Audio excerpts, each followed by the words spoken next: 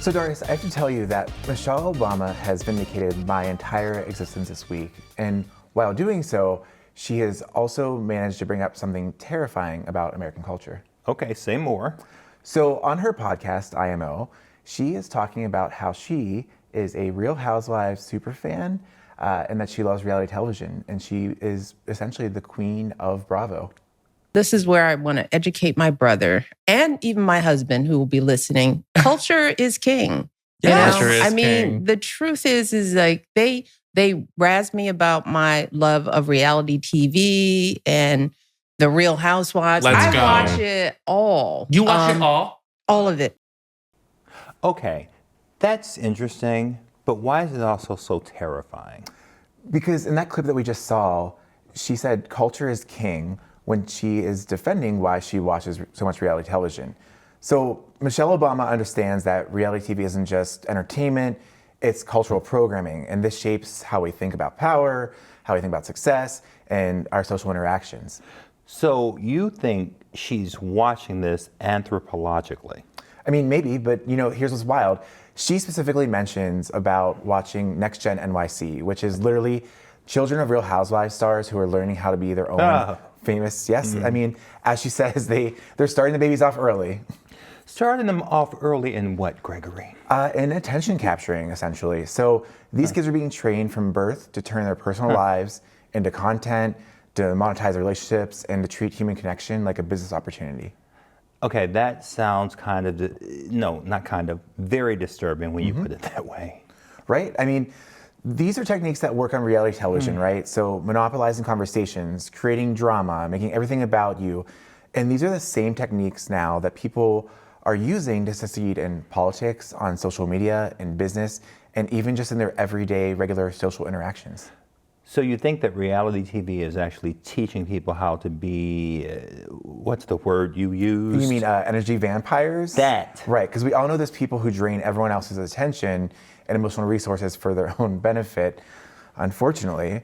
But it also becomes so normalized that even Michelle Obama watches it for entertainment.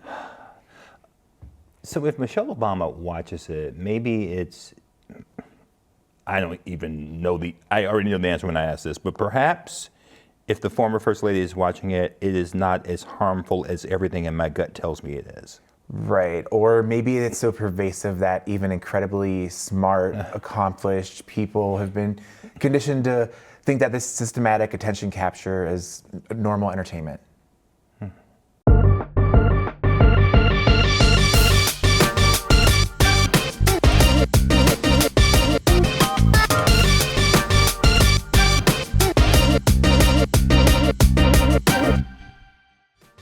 Okay, but even if reality is training folks in the art of attention theft, how is that really impacting bigger systems? Okay, well, let's think about politician and politics, right? Is it the person that has the most thoughtful, precise policies that gets attention and voted into office? Or is it the people that know how to scream and shout and make things petty and irrelevant that get the most attention? But hasn't politics always been sort of dramatic?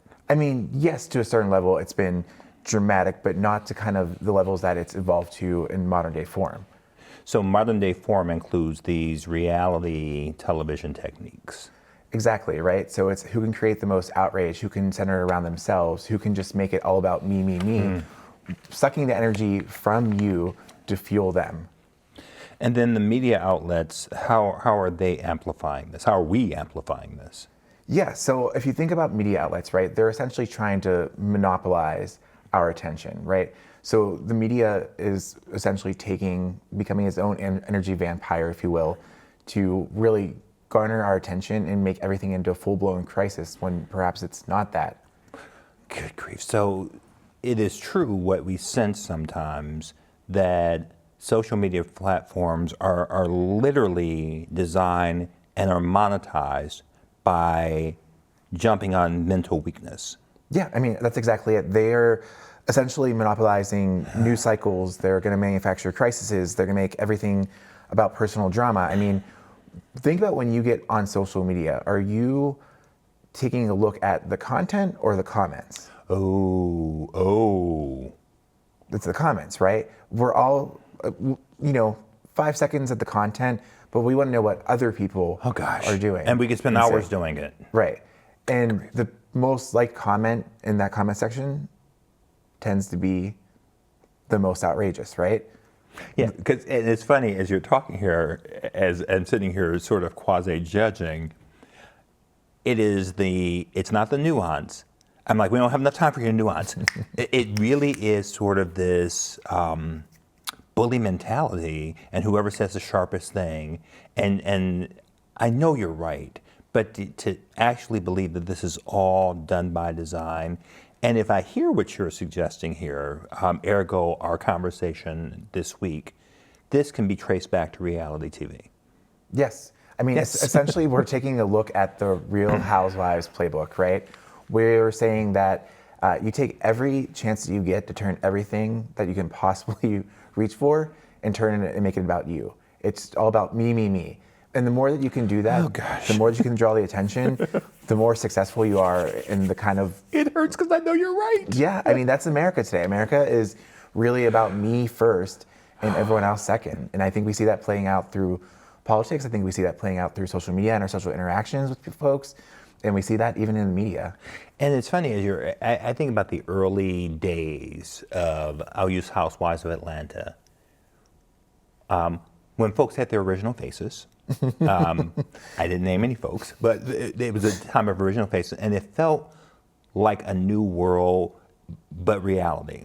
And now when you hear some of the cast members, is what they call themselves now, they talk about the scenes they're in and who they want in their scenes. Mm-hmm. So this really is saying almost the quiet part out loud. This is truly manufactured drama. Yeah, I mean, they break through the fourth wall now, right? Like when Real Housewives first came on air in reality TV, the number one rule is like, you don't look to the camera, you don't produce the show out loud, but all that's gone. All that is gone, and it's all about what can I do to get more camera time for me? And if that means breaking the fourth wall and storming off the show, ripping off your microphone, or, throwing up a table. Throwing a table, I mean, throwing a glass of wine, they'll do it. Because that is like ratings. Or twirling in the wind. Or twirling in the wind.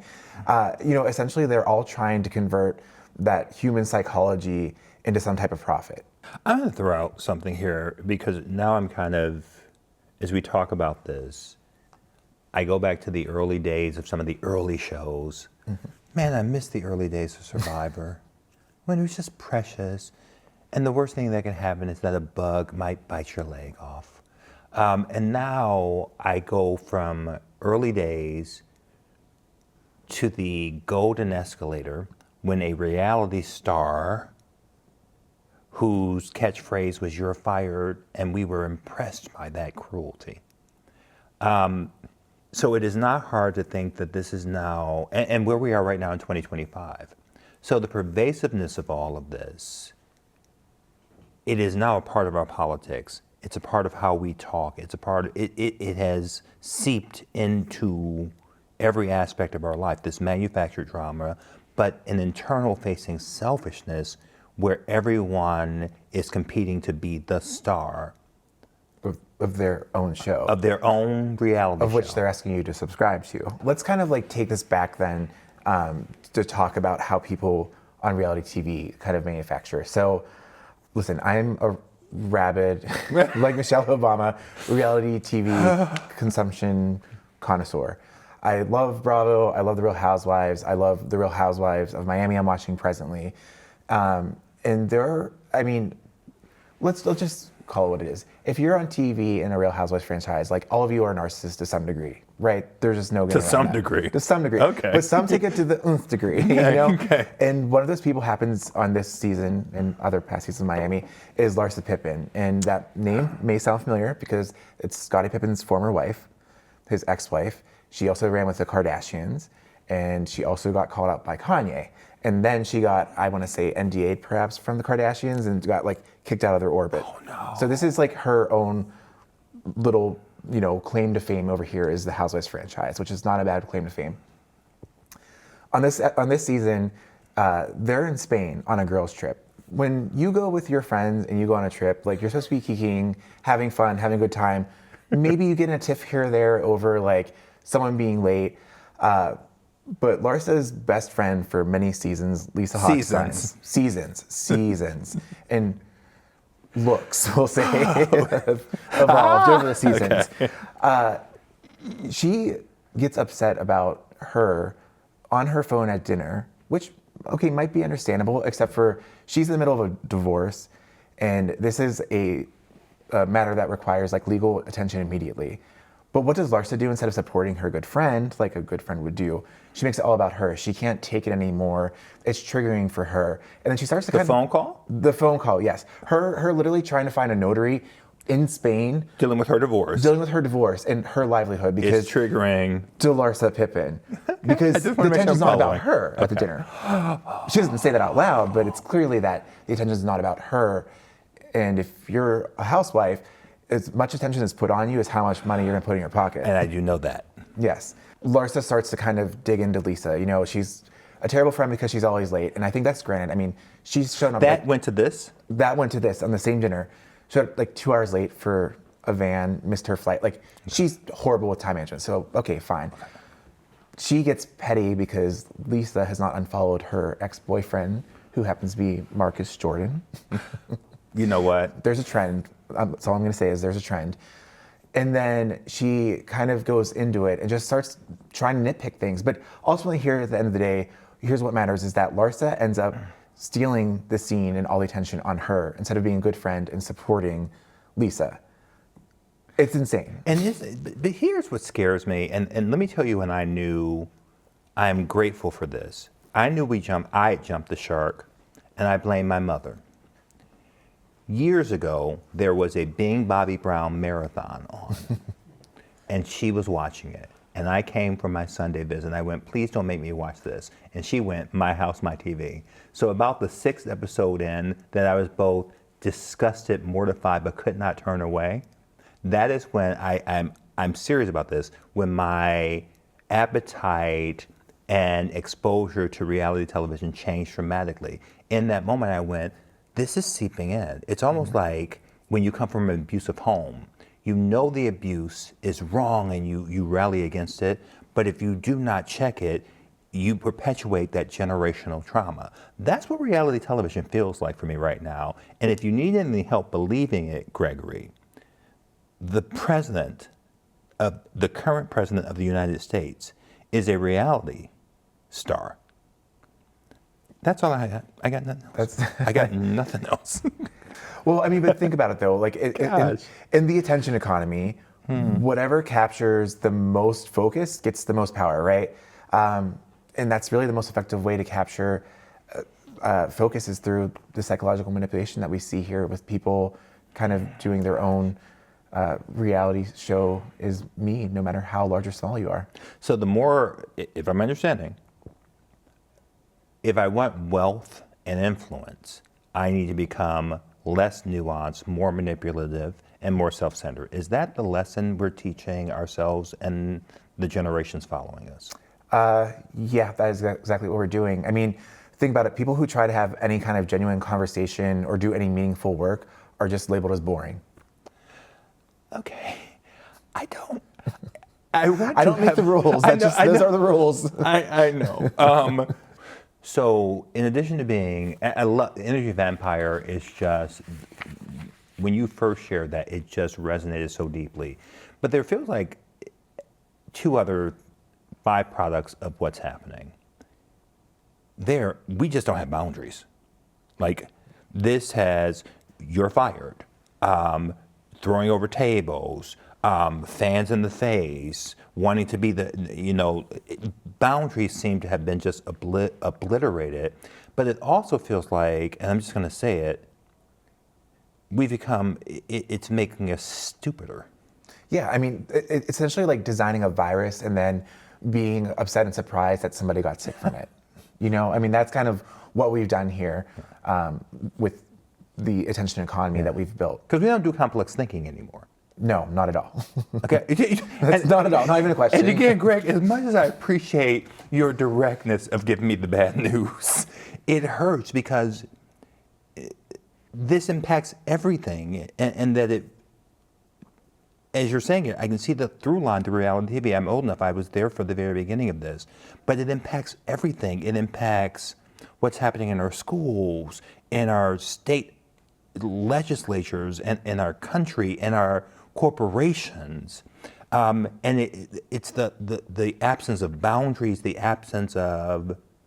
I know we talked in our first show last week about being overly precious, but it feels like it's one extreme or the other. Overly precious or absolute in your face, finger pointing, tables twisting. And we're not listening to understand, we're listening for our next cue for us to be the star of the show again. Yeah, I mean, I think that's exactly it. Like, your attention essentially has been hijacked so that you can think that this is engaging, nuanced policy discussions, when in fact all it is just ramblings and rantings of who can beat their chests louder. There's no policy, no substance. It's And we're seeing just this. show. This is playing out in real time. Like, Yeah. everything we're talking about. So Gregory, I'm going to ask you a question because you are my friend. I'm going to put you on the spot. Why are you still watching this stuff? Well, I think that at least now I can say if it's good enough for the former First Lady, it's good enough for me. Don't you do that to Slotus. Don't you do that to, don't you? Okay. I think that's fair. A cop out. You know, I think that the reason that I still tune into reality television is that I'm keenly aware that it's not real. The stakes are lower for somebody who's going to get upset about being on a yacht or not invited on a trip than they are if I were to take that same currency, because really our attention is currency, right? I can take that currency and I can spend it in different places. Putting it in Housewives territory doesn't really hurt anybody, maybe minus those housewives in the show, but they're getting a check. I used to spend that currency on the media, and I did it through the first entire Trump presidency. I did it through Biden's presidency.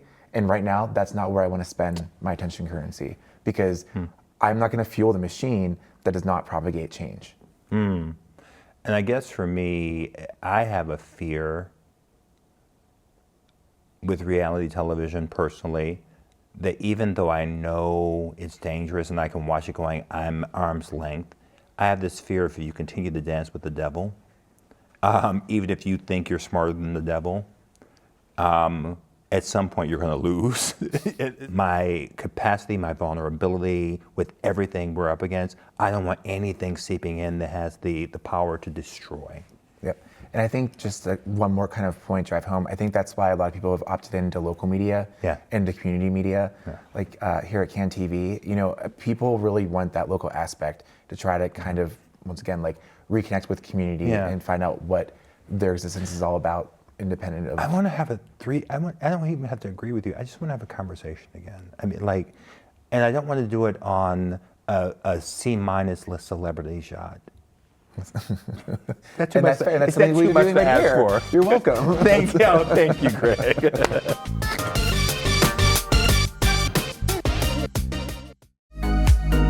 Hi, I'm Bianca Cotton, inviting you to tune in for a new episode of Behind the Confident Smile with my guest, Rosie Drumgoole, where we'll discuss what it's like to be a CEO of an impactful Chicago nonprofit and a mother. Tune in on CAN TV Cable Channel 19 or stream online at cantv.org or on the CAN TV Plus app. Elevated conversation and storytelling. Experience the power of community television.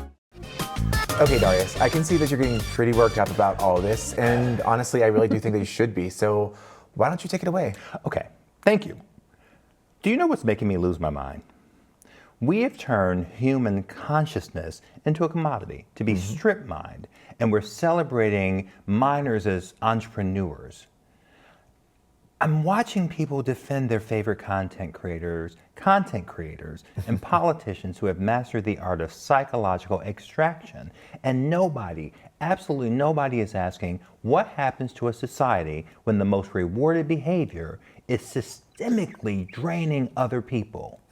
That Larsa, for example, the example you gave, she's not just being selfish, she's demonstrating a masterclass in what I call emotional colonization. She identifies vulnerable moments, inserts herself as the primary victim, then converts that extracted attention into social media engagement and business opportunities. And this technique is everywhere now.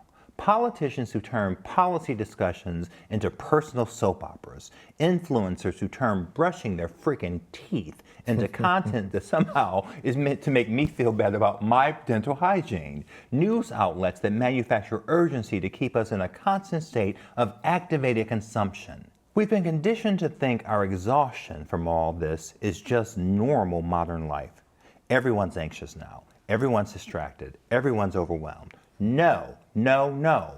Everyone is being systematically depleted by systems designed to deplete them. Amen.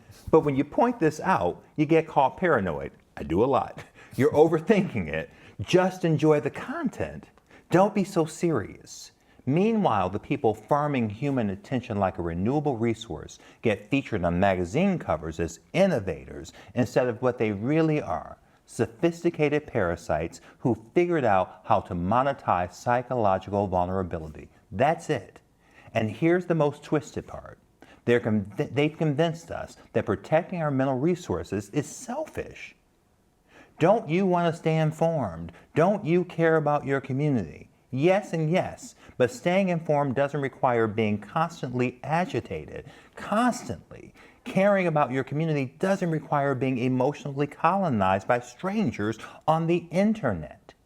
We've been gaslit into thinking resistance to exploitation is antisocial, while the actual antisocial behavior, systematically extracting value from human psychology, gets celebrated as the creator economy. Yes, okay, that is exactly it, right? And the victim blaming is kind of incredible here, right? So you're addicted to your phone. It's like, no, my phone is quite literally designed to override my self-control. My God.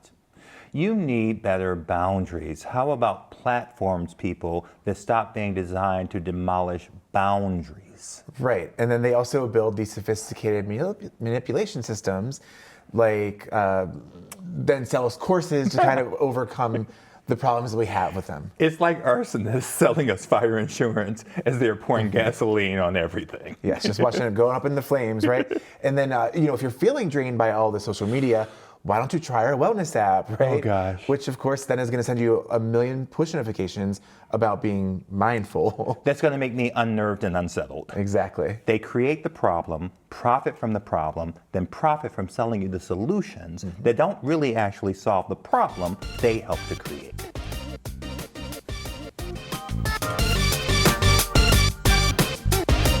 For more than 40 years, CAN TV has been Chicago's voice, your voice. We've shared your stories, amplified your concerns, and celebrated your triumphs. Now we want to hear from you. What programs matter most? What issues should we cover? How can we better serve your community? Visit cantv.org/feedback today. CAN TV. Experience the power of community television. All right, pretty petty please time. One of my favorite segments. This week, we're witnessing energy vampires turning on each other when there's not enough attention to go around. Yes, we are. And the absolute chaos that is Laura Loomer versus Marjorie Taylor Greene. Let that just sink in there. These are two professional attention extractors, right? And they are ripping each other apart.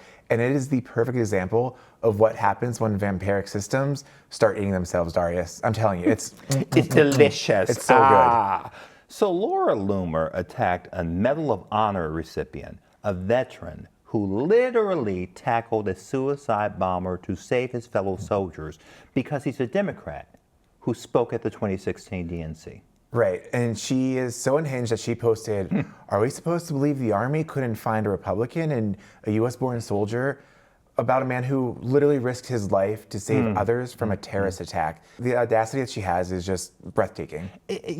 Breathtaking is a word, but let's take, and then You just gotta take it in. Let's go to MTG. Of all people, she was, this is when we know we're in trouble, Marjorie Taylor Greene was the voice of reason. She called Loomer out for attacking a war hero based on his voting record, which led Loomer blocking MTG on Twitter. And you know we're in the upside down world when MTG is the hero, right?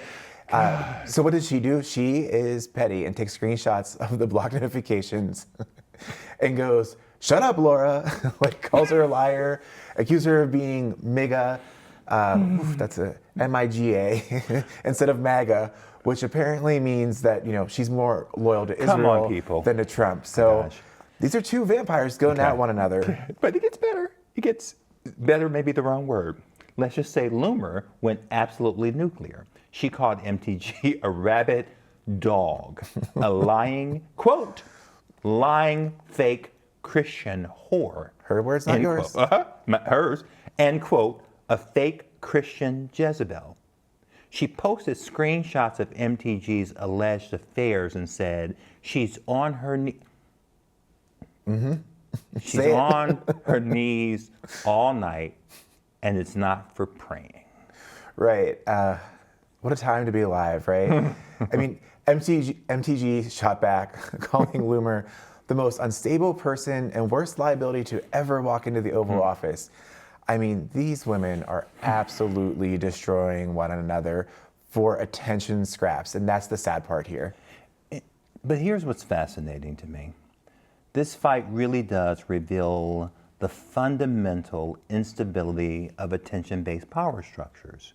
When your only currency is being the most outrageous person in the room, you eventually run out of targets and you start eating your own.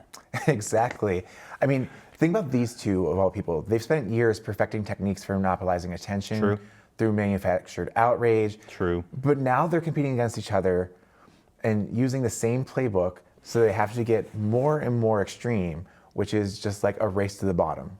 So the result is Loomer attacking war heroes and MTG calling her out, which means we're living in a timeline where Marjorie Taylor Greene is the reasonable one in a fight. Yes, I think that squares the circle, or the math works there.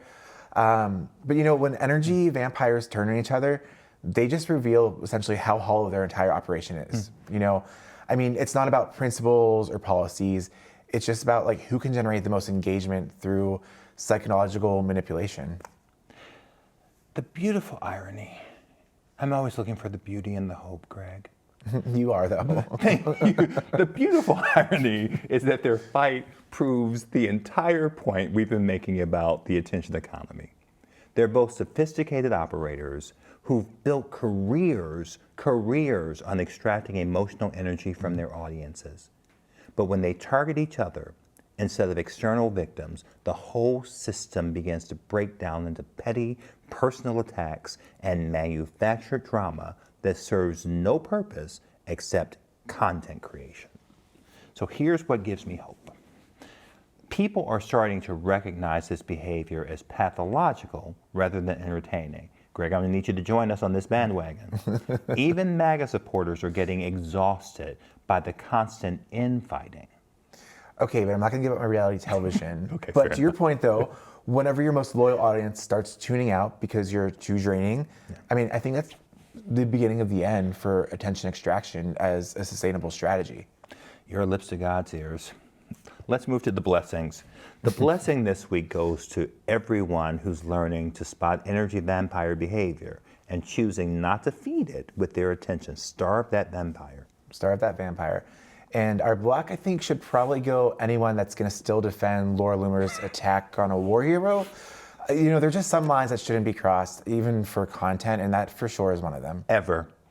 So the lesson here, when you build your entire brand on extracting attention through outrage, you eventually run out of targets and you start destroying yourself. That's right. And energy and vampires eating each other is just a natural endpoint of this system that's based on psychological exploitation instead of that genuine value creation. So with that, I'm Gregory Smith. I'm Darius Hillman. Stay petty, stay profound, and remember, when vampires turn on each other, It's time to stake them all.